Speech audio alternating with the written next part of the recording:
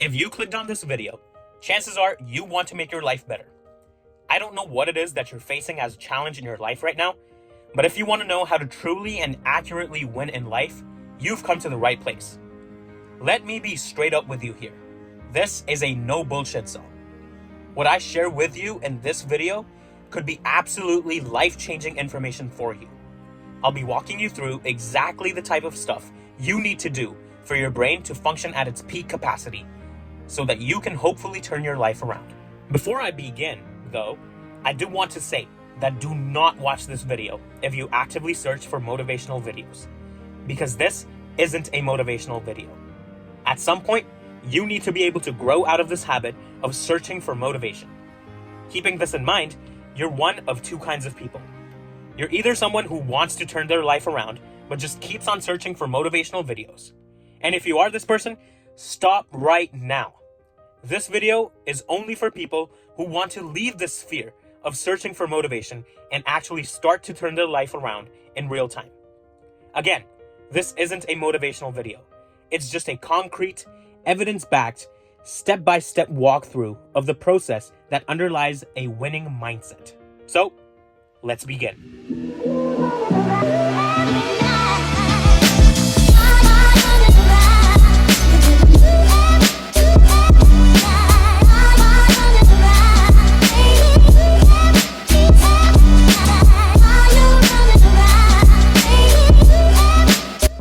To explain these steps with the analogy of a person named John. In this hypothetical scenario, John is an absolutely broke individual who lives in his car. He is currently unemployed and is willing to do just about anything to turn his life around. In the real world, if someone like John wants to turn their life around, the most immediate way of starting this process is by setting goals. Now, John could sit there and set unrealistic expectations for himself, such as a goal of making $25,000 within a month. While it isn't fully impossible for the sake of argumentation, that isn't likely, which is why it is much more effective to set shorter, time-oriented goals, or SMART goals. SMART goals are specific, measurable, achievable, relevant, and time-bound. So, a short-term goal, such as finding a job that requires no qualifications, could be the first step. He could find an entry-level canvassing job, or something along those lines. He could even convert his own residence, which is his car, into an income-generating mechanism via something like Uber or Lyft. An interesting thing to note here is that the more difficult your current life situation is, the better it is for your mindset. In difficult situations, the brain activates the hypothalamic pituitary adrenal axis, which triggers the release of stress hormones, such as cortisol and adrenaline. These hormones heighten awareness, focus, and physical energy, which are part of the body's fight or flight response to help overcome challenges. The amygdala, which is involved in processing emotions like fear and anxiety, plays a key role in recognizing threats. When you face adversity, the amygdala signals to other brain regions, like the prefrontal cortex, to prioritize problem solving and decision-making over non-essential tasks.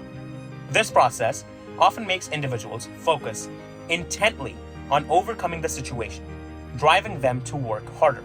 In much simpler words, I'd like to cite Eminem from his track Lose Yourself, wherein he says, "Success is my only motherfucking option, failure's not." I do want you to keep something in mind, though. It is not the process of achieving goals that you need to pay attention to. It's the habit of setting more realistic goals for yourself once your previous goal is achieved that separates a winning mindset from others. So, in our analogy, John could very easily get a job and then just feel satisfied with where he is in life. While there's nothing inherently wrong with that, a winning mindset is much different from that situation. A winning mindset is basically a balance. Think of it like a weighing balance. The two things that you need to balance are satisfaction and perseverance. If you feel satisfied without persevering, you won't grow.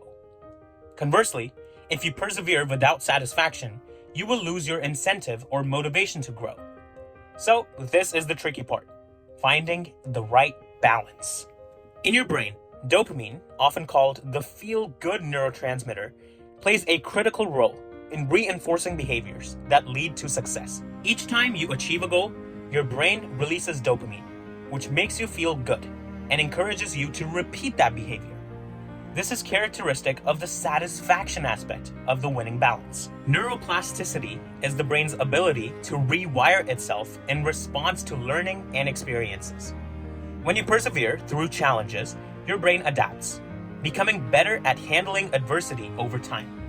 This is particularly important in building resilience, which is critical for a winning mentality. As you repeatedly confront and overcome challenges, the neural circuits responsible for resilience become stronger. Cognitive reappraisal, which involves reframing challenges as opportunities, activates the prefrontal cortex, helping to regulate emotions and prevent stress from hindering performance. This is an explanation of the perseverance aspect of the winning balance. In extremely layman terms, what I mean to say is that you need to embrace the process, rather than embracing the results you obtain after you somehow manage to get through the process. I say this because the process will never go away. Sure, you will see results every now and then, but the process of hard work is going to be constant. In our John analogy, once he starts a canvassing job or an Uber job, he could decide to save his money to invest into getting an education for himself so that he could find higher employment. Or, alternatively, he could save enough money to begin his own magazine or another creative venture that could potentially earn him more and more money. The point that you should note in this analogy is to not stop anywhere. Increasing opportunities result in increasing diversification, which can be a vital measure of winning. Each success strengthens neural pathways related to perseverance and resilience, making it easier to stay motivated for the next challenge. Studies also show that the brain's chemistry changes based on your expectations. If you believe that persevering will lead to success, your brain is more likely to produce dopamine in response to those efforts. This is why visualization and belief in a positive outcome are so powerful. They prime your brain to expect and reward effort. So, having a glass half full approach certainly won't hurt. So, what does all of this prove? It proves that there is power in accepting your circumstances and then working towards turning your life around. How do you do that? You set small-scale, short-term, SMART goals. Achieve them, then set newer goals. Achieve them, and then let the cycle continue. The entire point of this process, however, is that you will fail more often than not. But if you're able to embrace the art of persevering through your life's challenges, you will find a way to maintain your goal cycle. The aim is to indefinitely continue this goal cycle and work as hard as possible to achieve perfection.